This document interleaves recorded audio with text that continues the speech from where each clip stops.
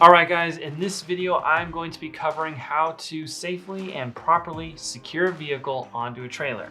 Now, the first step is to make sure your vehicle is positioned properly on your trailer, which we covered in a previous video. So if you haven't watched that video yet, go back and watch that video first. But if you have already watched that video, we can go ahead and start talking about how to secure down your vehicle. For this example, we'll be tying down a UTV on a flatbed trailer. This UTV weighs about 1,500 pounds, so you want to make sure that you're using straps that are rated for at least that amount. I'm using straps that are each rated for about 3,000 pounds, which is more than strong enough to secure my vehicle. My rule of thumb is that each strap should be rated for at least the weight of the vehicle, if not more. The vehicle you're transporting on your trailer is most likely very valuable. You also don't want to risk the straps failing and the vehicle falling off the trailer, causing a major accident, damages, and injuries. So make the investment and get straps that are rated and strong enough to secure your vehicle properly. I will link the recommended straps that I use down below if you guys want to check out those for yourselves. Now, before I dive into this, I do want to mention that really the ideal way to tie down a vehicle is to secure the tires. And the best way to do that is to use straps that go over the tires and connect to mounting points on the floor of the trailer. Now, I understand that these straps can be expensive, and in most cases, they need to be set up specifically for the vehicle and the trailer.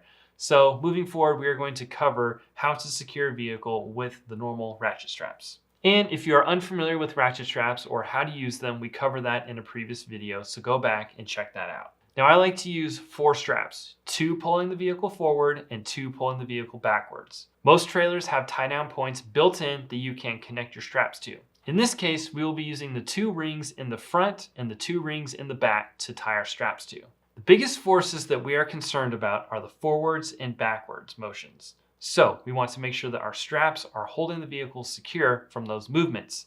And if secured properly, they will also keep the vehicle from moving sideways. Since it's difficult to tie a ratchet strap to the actual tire or wheel itself, what we're going to do is tie the ratchet strap to a strong point on the A-arm of the car, but as close to the tire as possible. And the reason that we are tying as close to the tire as possible is because you're further away from the body of the vehicle, which can flex quite a bit with the suspension. And if you tie your ratchet straps to the body of the vehicle, the straps can come loose when you are driving because the trailer bounces, the vehicle suspension flexes, and can cause the straps to come loose. And when you're towing an expensive vehicle on a trailer, the last thing you want to have happen is have the straps come loose or fail. I understand that a lot of these vehicles have easy mounting points or loops on the body or frame of the vehicle itself, and it's very convenient just to hook a strap there, but I highly recommend not doing this and tying your vehicle as close to the tire as possible on a strong point. You're not going to have as much movement in this area because the suspension is not moving the components as much, and your straps will hold a lot tighter. There is a lot less movement in the A-arm close to the tire than there is near the body of the vehicle. Now, in most cases when tying down your vehicle, it doesn't really matter which straps you set up first, because later I'll explain that we're going to want to set up all of our straps and then tighten them all at the end. That way they're even and it keeps the vehicle in the proper position. Okay, so tying off the back of the vehicle, we're going to do this the same exact way, as close to the tire as possible on a strong mounting point. In this case, a trailing arm.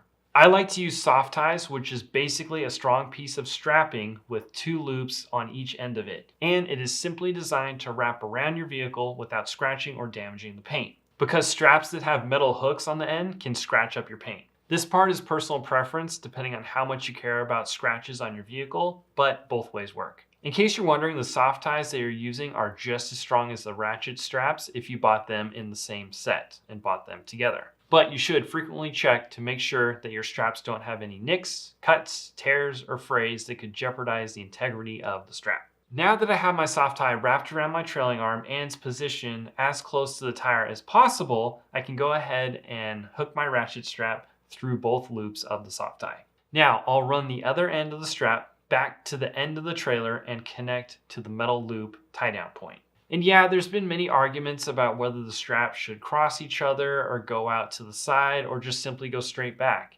And in my 10 years experience of towing and research that I've done, I found that the best solution is to run the straps straight back. And the reason being is that when you position your straps at an angle, whether to the left or to the right, you're now putting a sideways force on your vehicle, but you really want to be pulling your vehicle forward and backwards because that's the motion that you care about the most when driving. You want your vehicle to be as secure as possible when you hit the brakes hard or accelerate hard. And if tied down properly, your straps will be plenty secure to hold your vehicle in any sideways motions. Okay, so now that we have that strap in place, most people will want to go ahead and tighten the strap all the way, but we're not going to do that yet, at least not yet. The next step is to set up all the other straps, and then we tighten them all at the same time.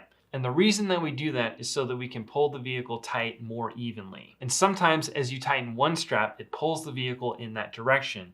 So you'll want an opposing strap to pull it back into the proper position. And it's just easier to do this once you have all the straps in place. So we'll go ahead and set up the other strap in the back that will tie the UTV backwards. We'll go ahead and loop the soft tie around the trailing arm, clip our hook through both ends of the loops, and connect the other end to the metal loop at the back of the trailer.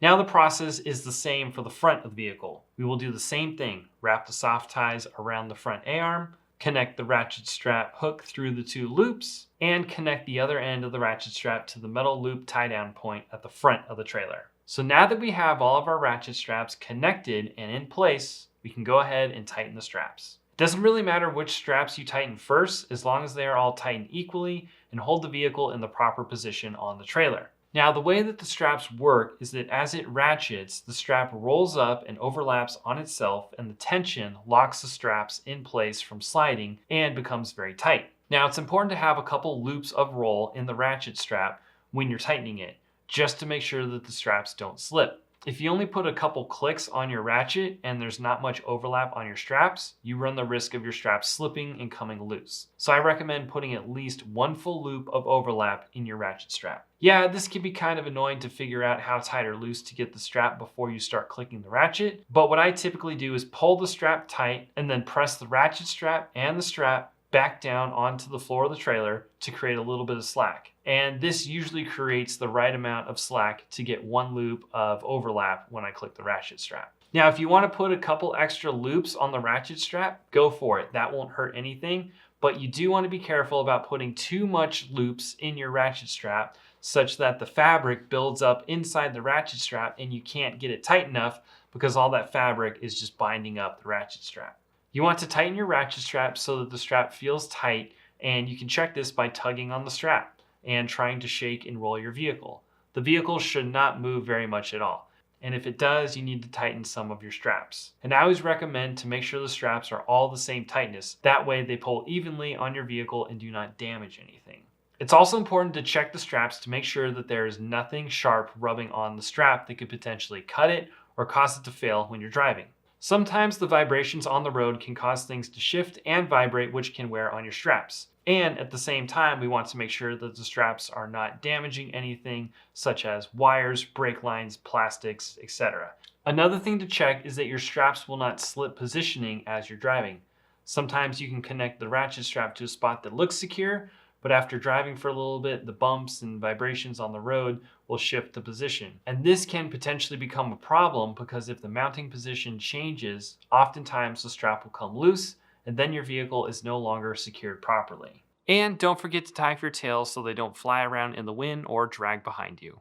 And that's pretty much it to tying down your vehicle. The key here is to make sure that you're using straps that are strong enough for your vehicle, making sure that your straps are connected in strong points on both your vehicle and the trailer, and making sure that your straps are tight and secure and not rubbing on or damaging anything. And lastly, double check your vehicle to make sure that it's secure before driving away. And if you're looking for recommendations on what types of straps and soft ties to use, you can check out the link posted below where I recommend the products that I use and trust. But that's it, guys. Thanks for watching. I hope that gave you some good information on how to properly and safely tie down a vehicle onto a trailer. And as always, let me know if you have any questions, and we'll see you in the next video.